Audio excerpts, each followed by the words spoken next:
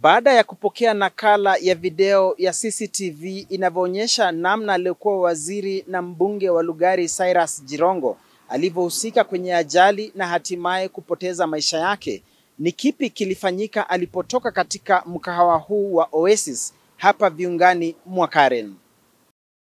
Fumbo kuhusiana na tanzia ya mwanasiasa mfanya biashara Cyrus Jirongo sasa imechukua mkondo tata zaidi, huku dereva wa basi husika Tyrus Kamau Githinji akitarajiwa kurejea katika afisi za trafiki mjini Naivasha hapo kesho Jumatatu tarehe 22 kwa mahojiano zaidi na polisi. Saa chache baada ya mkasa huo majira ya saa 8 dakika 19 na sekunde 25, haya ndo yalikuwa maelezo ya dereva Githinji aliposimulia namna ajali hiyo ilitokea, na akakamilisha kwa kutoa rambirambi zake kwa jamaa wa Jirongo. Wakati aliona upande yake ya kupanda Nairobi magari meshikana, alifanya hesabu overtake hizo gari, na mimi naye nikamuona nikiwa mbali.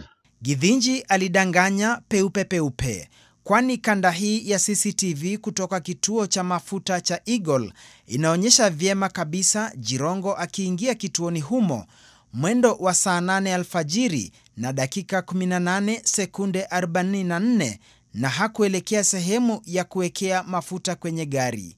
Badala yake aligeuka kwa muda wa sekunde 34 na saa 8 na dakika 19 sekunde 19 akaondoka katika kituo hicho kwa haraka na kupinda kuelekea tena barabara ya Nairobi alikokuwa ametoka. Lingine linalozua maswali zaidi ni gari hili jeupe aina ya Probox lililofuata na kuingia kituoni humo sekunde 29 baada ya Jirongo kuingia.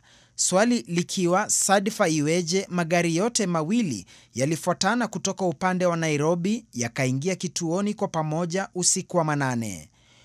Punde tu gari hilo lilipoingia, Jirongo akaondoka ghafla kwa kasi kurudi upande wa Nairobi, kumaanisha huenda alikuwa ameingia kwenye kituo hicho ili kulichenga gari hilo la Probox lililokuwa limemwandama labda kutoka Nairobi.